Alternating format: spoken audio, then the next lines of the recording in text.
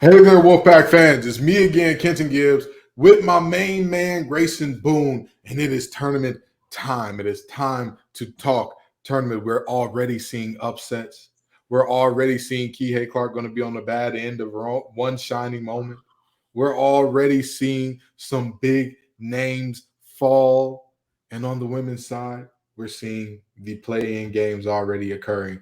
We've got everything to talk about in terms of the matchup that we're looking at against Princeton on the women's side and the matchup against Creighton on the men's side.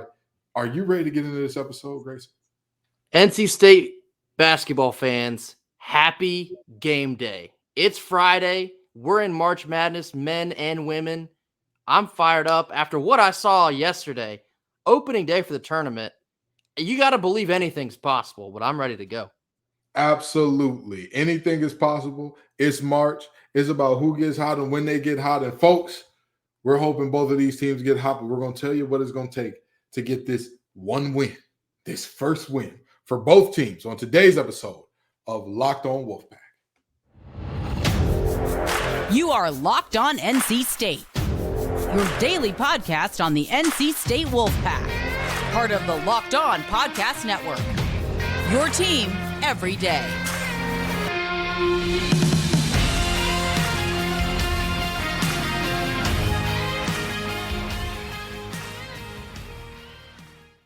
You know, I'm pumped up. I'm not musically inclined at all, but that intro there made me want to break out a guitar. Made me want to do, you know, the what was that movie, Mad Max, where the guitarist was like hanging off the front of the truck, just going crazy. Made me want to do one of those on the truck carrying some Wolfpack fans out to one of these stadiums to see this game. Man, I wish I could have dubbed over the March Madness theme song on here.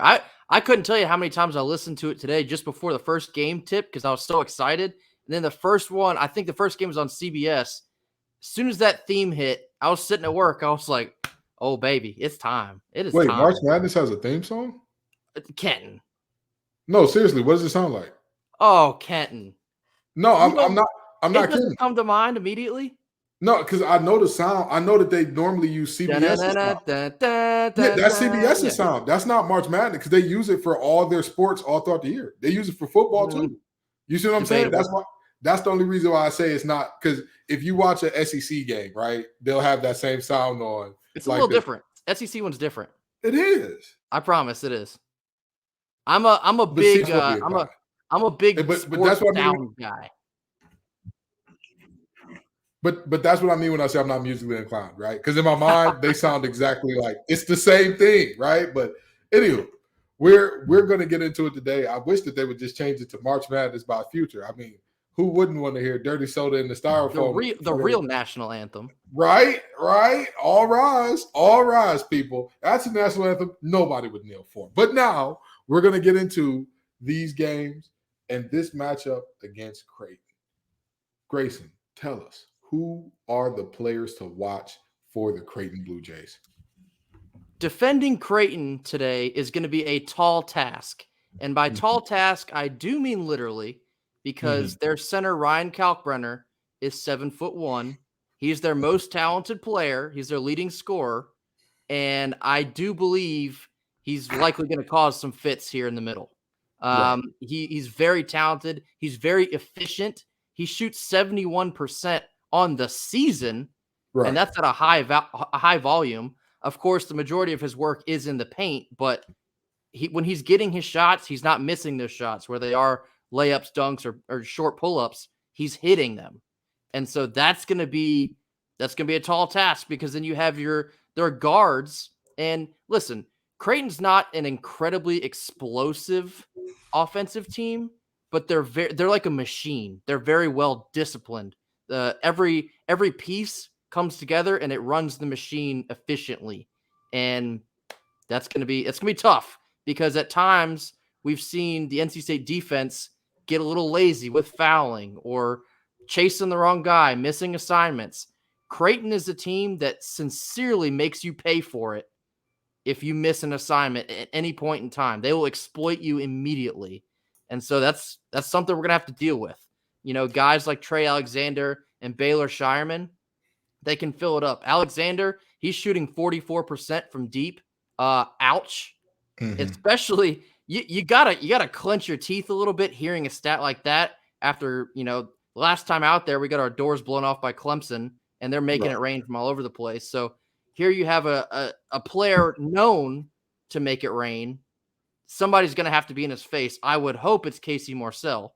I would anticipate it likely will be, but it's a tall task, literally and physically. So it's going to be a lot to handle. When I look at Kyle Brenner, also known as Big Fellow, it's a situation where my biggest concern and question mark is there weren't any, and this is kind of interesting because I look back at the season, I thought about this, and I talked to one of our friends about it. There weren't any great rim protectors this year in the ACC. There weren't any truly like guys that, at any level struck fear in your heart, right? Like Armando Bacot was by far the best big, I would probably say, right? I would agree. Most people say that. He's not a rim protector. You go over to Clemson, Hall and company. They're not great rim protectors. You look at Duke, Lively, not a great rim protector. I think he came on strong at the end of the year, but for the majority of the year, he was a no-show. He wasn't nothing to fear down there. And so you look around the conference and you're going team to team to team. You got UVA with, what the defensive player of the year, Beekman, is it? Beekman, yep. Beekman, he was a rim protector. He was a good one. He was a really, really good rim protector. But other than him, that's it. And so you look at how did DJ Burns perform in those games against UVA where he sees a real rim protector. And, it's kind of not fair because as good as Beekman is, he never really went one up with DJ Burns. Every time DJ got the ball, they were immediately doubling the post saying, hey, if somebody else is going to beat us, fine. He won't. So now this could be the first time where you're seeing a situation where it's DJ, great rim protector, one up. Who do you think has the advantage in that matchup? Likely Creighton. Just personally, likely Creighton, especially because they're a team that prides themselves on playing firm defense without fouling a whole lot. Right. And we seem to have struggled against those types of teams this year. So I think in that instance, it's probably advantage Creighton. Okay. All right. So with that being said, what do you think is the thing? Because we've talked about Creighton's discipline. We've talked about their big man. We talked about their length at other positions. Where are the advantages for NC State? What are the things that you look at and you say, NC State can get off here? It's going to have to be making shots. And, you probably cringed a little bit if you're an NC State fan hearing me say that because haven't had a whole lot of that outside of the game against Virginia Tech in the ACC tournament. But I think it's pretty cut and dry against this Creighton team. If we're going to win, we're going to have to fill up the bucket. We're going to have to create and hit the shots we're taking. We've talked ad nauseum at Terquavion Smith, jacking up these wild shots, kind of wild, like aggressively contested, but still trying to force it. Right. That will not work against Creighton. It simply will not work. So you talk about this a lot. We're going to have to come up with a lot of sets, commit to those sets. And if they don't work, you're going to have to readjust. You're going to have to relook at how you're picking and rolling. You're going to have to relooking at the cutting the basket, the flare screens. You're going to have to mix it up because you cannot afford to get complacent because Creighton's going to smother you if you do. So absolutely, it's going to come down to hitting the shots. And, we just talked about DJ Burns and how he may or may not have his hands full in this game.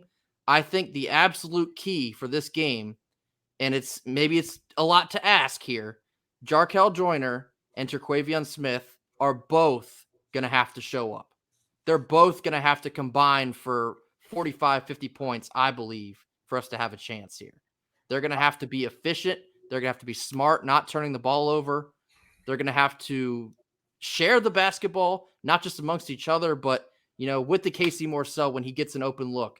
When you get DJ, when he has that slight mismatch, even for a split second, you have to exploit it because Creighton's going to readjust quicker than you think. I don't think it's a lot to ask of our You feel like it shouldn't be, but recently it has been. I'm going to say this. To me, it isn't. And let me not say, at the end of the day, Creighton Smith is supposed to be the most pro-ready prospect on this team, supposed to be the guy that's going to have the longest career in the NBA, the guy that's looked at all those things. My brother in Christ, you're not very tall in terms of two guards. You're not a playmaker like we've never seen before in terms of the passing ability. You're not the defender. Again, you're not very tall, so you're not the defender of like, oh, yeah, he can switch 1 through 4. He can guard them all, and he can guard them up. You're not that guy.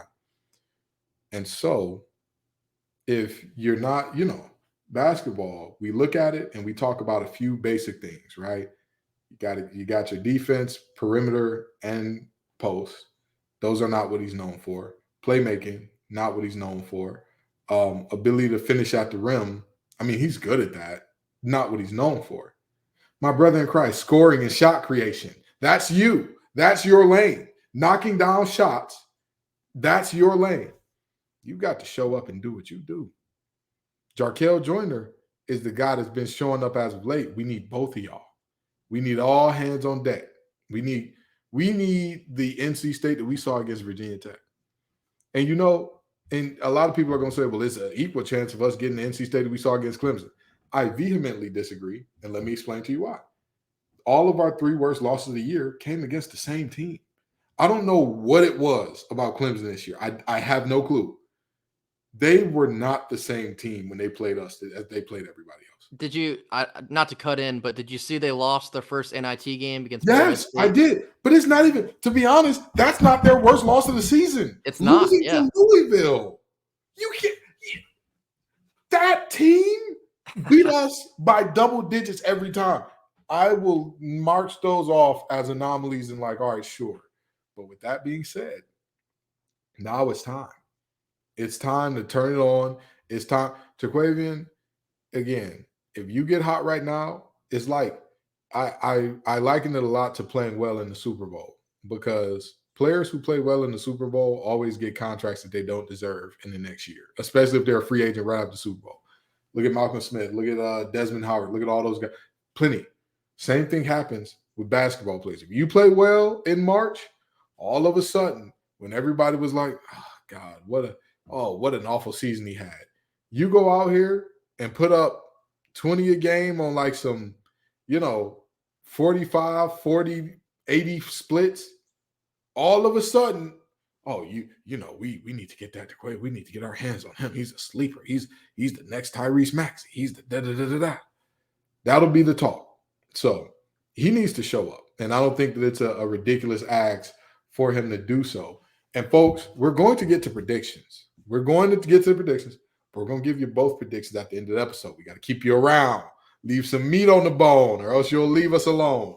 But before we get there, we have got to tell y'all about the amazing thing that is FanDuel Sportsbook. March Madness is here. Midway point of the NBA season is here. The world tournament for baseball is here. World Baseball Classic. World Baseball Classic. Thank you. I'm sorry to have gotten that wrong with a baseball guy as my co-host. But the World Baseball Classic is here.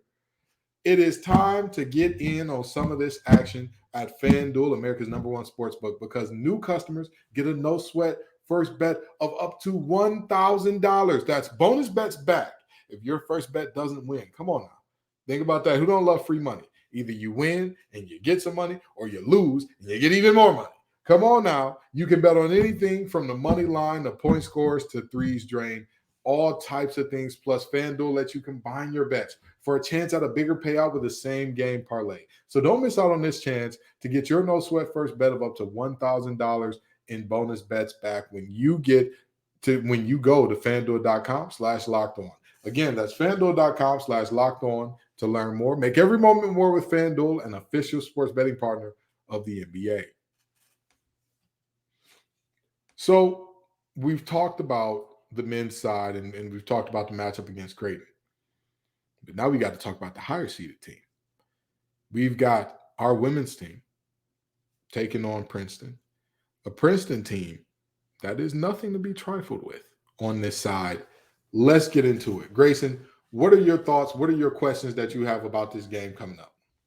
It's kind of a comment that I mentioned a couple weeks back when the girls were going through that rough stretch where they're losing games against teams that, quite frankly, they should not be losing to recently, maybe ever. That's a bold statement, but you get what I'm saying. They're not games that this program should be losing. And I believe the words I used was, I think Wes Moore should go into the locker room and say, well, girls, what kind of season do y'all want to have? You tell me, because we're not meeting the standard that we have previously set. So you tell me, where's the season going to go? And I think a very similar approach should be taken here before this first game in the women's tournament. We're playing a Princeton team. We're all the way out west in Salt Lake City. And if you want it, you better go and get it. However, I do want to mention, I saw Wes Moore commented that he doesn't know quite yet if Diamond Johnson will play or not. You got to prepare like she won't be there. And with that being said, that's going to fall on the seniors. Jada Boyd, we've talked about you a lot this year. Are you going to show up and lead this team because now's the time? Jakia Brown-Turner, the same for you. Camille Hobby, the same for you. This is a team that has given you, you've built your reputation for having success in the month of March. Despite the struggles this team has had this year, you can rewrite a lot of that by making some noise now. Yeah. But that depends. How bad do you want it? How bad do you want to show up and right the wrongs from this year? It's on the table. It certainly is, but we're going to have to see what the deal is. This is a dangerous Princeton team. The Ivy League Player of the Year in the Ivy League Player of the Year in Miss Caitlin Chin, averaging 16 a game this year. I mean, again, she's a special player in terms of her ability to handle the ball, get to the rim. She plays for Princeton, for Christ's sake, so you know she makes good decisions with the ball. That's a given. And then you've got Ellie Mitchell on the inside, who is the Ivy League Defensive Player of the Year, who is also a bit of a menace on the boards. And so you ask yourself, what can NC State do and where are the weaknesses with this team? The weakness is the lack of athleticism. If we can force them into turnovers, we can force them to make mistakes because they're good at taking care of the ball. But if we can force them to make mistakes, there's no way that they have a shot. If this game turns into a track meet, no way that they have a shot. No way that they have a shot. The next thing is our bigs need to be really, really good. Really. And I talked about this off air. Losing Diamond Johnson could be, for this game, a net positive. Because while she is all the things that she is on offense, defensively, again, Caitlin Chin is 5'9". That gives her at least 5 inches on the player that would likely be her matchup. Or everybody on that starting lineup I believe it's 5'9", 5'10", 5'11", 6 feet, 6 feet. You're looking at a very tall lineup there to where you're going to struggle. She was going to be targeted defensively, regardless of who Diamond Johnson was on. When you have a Zaya James who's 5'8", you're in a little bit different of a situation there. You're in a little bit different situation. So, this is a game that, again, the Wolfpack, to me, their keys, shooting well. We need to be knocking down shots. We need to force some turnovers, and our bigs have to be big. Our big River Baldwin, you got to show up. Madison Hayes and what she does defensively is great, but Mimi Collins, you got to show up. You got it. We talking about the transfer, y'all got to show up. But y'all are the bigs on the court. Camille Hobby, you got to show up. Jada Boyd, got to show up. Because I think that's where we win this game. I think that's where their weakness is. I think that's where they're the most pliable. And if we can't do anything in terms of winning the battle on the boards, then we're going to be in a little bit of trouble. Two quick things here. You mentioned the absence of a potential Diamond Johnson could be a good thing. And I want to make a point about that. I think in a couple of the games, because a couple of the games that she has been out, we've looked lost. But I think in a game where she's out, it presents the opportunity to play more team basketball in sharing, creating for others, distributing. boxing out as a team rebounding. Because at times, I think we can get a little too comfortable with a player like Diamond, knowing that if you need a bucket, she can go get you a bucket. But if that's not there, that falls on everyone else. Hey, we got to rally the troops here. We got to get this done one way or another.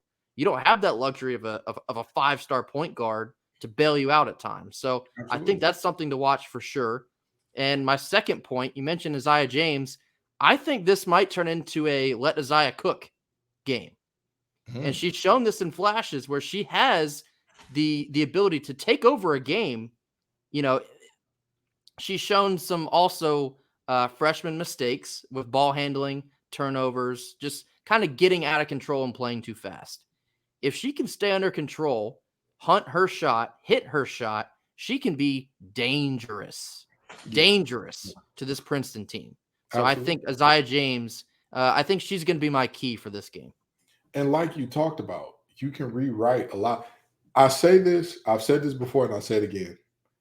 There is no other sport, not a singular other sport, that postseason makes or breaks everything in the way that it does with college basketball. I saw. Sorry, go ahead. Oh, no, go ahead. Go ahead. I saw a great tweet today, and it goes both ways. But the tweet read, a lot of great seasons will be completely forgotten after today. Yeah. And like you were just kind of hinting at it there, the inverse of that is if you find a way to strike fire here, all the struggles that we had this year, if hypothetically, if this team finds a way to get to the Sweet 16, Elite 8, and so on, we're not going to talk at all about losing to Boston College at home. That will never be brought up again. Watch this. March Madness is just, it's such a emphatic sport culture that if you make a moment like we saw yesterday with Virginia going down. And let me say this about that situation. If you Google Kihei Clark right now, do you think they'll talk about the fact that he's Virginia's all-time leading assist man? It's a shame because for a long time he's going to be remembered for some reason throwing the ball openly to midcourt with 7 seconds left. That's inexplainably. With the timeout too. That was the nastiest part of it. You could have just taken the timeout, bro. You could just, hey, ref, But anyway. Yeah, I say all that to say we can forget all the wrongs done this year. Mm-hmm. If you find a way to play as a team and make some noise now. Now's the time. Anything can happen. That's why it's called March Madness. Absolutely. And this wouldn't be the first team that we ever seen. If you think about the surviving advanced team, they were in a position where everyone's like, yeah, they pretty much got to win the tournament to like get in. They got to win the ACC tournament to get in. If not, I mean, they might be in, might be out. They're on a bubble. Who knows? If NC State loses that first game in 1983, if they lose that first game in the tournament, they probably don't get in. That's a very real thing. Would never hear about them. That's a very real thing that could have happened. And then but they don't make 30 for 30s for nobodies. And then lo and behold, you went out through the tournament. And all of a sudden, as you win, you beat these great teams. And it's not just, oh, they're in. Now it's, okay, they can get a little bit decent seeding too. And then you go on from there and you win more and you win more and you're immortalized. This team is much in that same way. You get Diamond Johnson back. You win this game. You get Diamond Johnson back. Y'all are clicking and y'all are rolling good. Diamond Johnson comes in and is a value add. All of a sudden, you win a couple more games. Well, now, wait a minute. Because to me, we've talked about this off air, and I said that there are only two teams on our side of the bracket that I'm like, oh, beating them is going to be, oof. And granted, we're probably going to have to go through both of them, but even still, you don't have to, like they said on Little Giants, this team will beat you 99 times out of 100. This team is better than you. You only got to beat them once. And I'm going to tell you, the teams that we're looking at on this side of the bracket, they're not beat us 99 times better than us. More often than not, yeah, they probably take that game better than us. But they're not, crazy. There's no chance. We got a snowball's chance in hell of beating them. I just don't think that that's the case. And those two teams would be Utah and LSU. Every other team on our side of the bracket, yeah. Now South Carolina is probably that team that I'm like, hey, we only got to beat them once. I could maybe do without having to see them. Hey, but you know what? If we do see them, you know what that means. I would love to see them. I'd love Means give we're us getting a silver medal this year. give but you know what? At worst, we're getting a silver medal. Everybody knew that we couldn't compete with Five Slam and Jamma. And look how that turned out. You know what I'm saying? So, with that being said, this is a very serious situation where, again, this women's team, they have a matchup in front of them that, I mean, it's a tough matchup. I think the Princeton is a little underseeded, but at the end of the day, this is a game that we can win. This is a game that we can win. In March Madness, it's just like the regular season. You don't jump to a regular season championship the same way you don't jump to a championship in March Madness. You win one game at a time. You don't need to worry about LSU. You don't need to worry about Utah. You don't need to worry about tomorrow will bring the problems of its own. Worry about today. Worry about today. Worry about the game that's happening tonight at 10 p.m. our time. That's what you need to be worried about. That's what you need to be focused on. That's how these championship runs are built. And speaking of built, let me talk to y'all about Built Bar. The Built Bar March Madness bracket is here. We know you have a favorite bar or puff, and now's your time to make it count. Go to builtmarchmadness.com to vote for your favorites. I personally will be voting for the churro flavored puff bar because if you want a great bar, it's very simple. You can't beat that one. But at the end of the day, if you want your team to win, or if you want your bar to win, rather, then you'll be voting for a bar that you want. Support your team, support your bar, doesn't matter. When you vote for your favorite bar or puff, you'll be entered into a drawing where 50 lucky Locked On listeners will get a free box of Built. Not only that, but one Locked On fan will win a 12-month subscription to Built to have Built Bar's best bars and puffs delivered monthly straight to your door. You got to try Built. Built, the best protein bar ever. Seriously, they're so amazing. You won't think they're good for you. And at the end of the day, they got 100% real chocolate in them. So run to builtmarchmadness.com right now to vote for your favorite bar or puff and pick up a box while you're there. You can vote every day in March, every single day. So hop in and support your pick. All righty, so we're about to land this thing, but it's prediction time. Do these teams get out of the first round? We'll start with the men. What do you think is going on here? The men. So to summarize Creighton here, I think they are an underseeded team. I think if not for a 6-game skid in early December, they would probably be like a 3 or a 4 seed. They're a very good team. They rebound well. They defend well without fouling. They're efficient at scoring. It's a tall task. For NC State, like we talked about, it's going to have to be guard play. It's going to have to be hunting shots, hitting shots, being unselfish, not turning the ball over. Can we do all that? What version of NC State are we going to get today? In just a couple hours, we're going to find out. But my prediction, and I will say this, the mayhem that I saw yesterday gave me a little bit more hope than maybe I already had. Here's my prediction. I think we're going to find a way to get it done. I have this feeling Creighton's not going to be able to shoot the lights out like maybe they're accustomed to. I think we're going to run up the scoreboard. We're going to light it up. Jarkel's going to be on fire. I think we're going to get a lot from Casey Morsell today. Just a hunch. We'll see. I think it's going to be NC State 84, Creighton 78. Okay. All right. I'm going to tell you, I got this game going to OT. Ooh. And I got us winning 75-70. I think that we struggled a lot through the first half and kind of figuring out who they are and getting adjusted to them. But I think that Jaquavian Smith is the guy that keeps us in this game. I think that he's the guy. I think he's going to get hot again. And he's going to keep us in this game. I do agree. I think DJ Burns is going to struggle a little bit.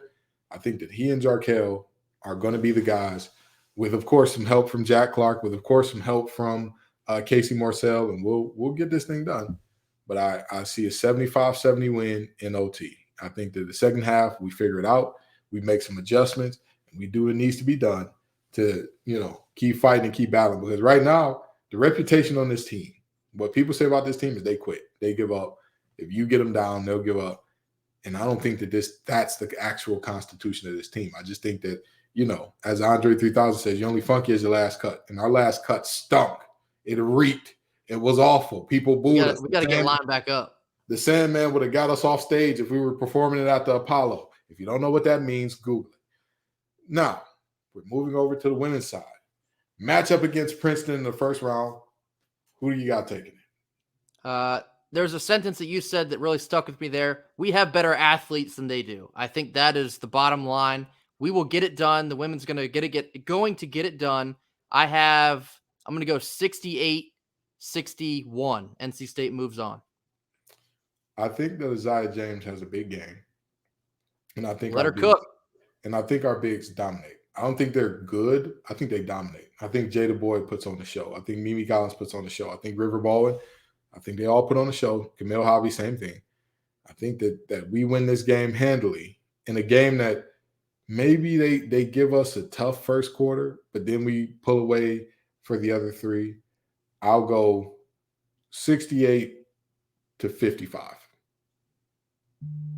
So, yeah, I think we take this one handily. We'll see how our predictions pan out. Today's games, we're excited for them. We're geeked up for them. We know y'all feel the same way.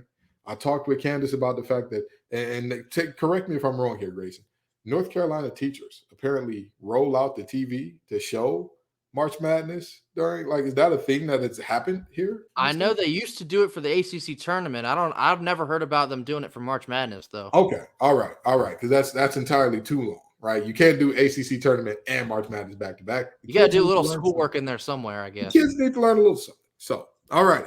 With that being said, even without that being the case, we still know, NC State fans, you got two teams in the tournament. First time in 5 years that we've done such. So, I know y'all are excited. Let's get into this thing. We appreciate y'all for coming out. Y'all make this show what it is. Peace and love, y'all. And as always, go Pack. Go Pack. You are Locked On NC State, your daily podcast on the NC State Wolfpack, part of the Locked On Podcast Network, your team every day.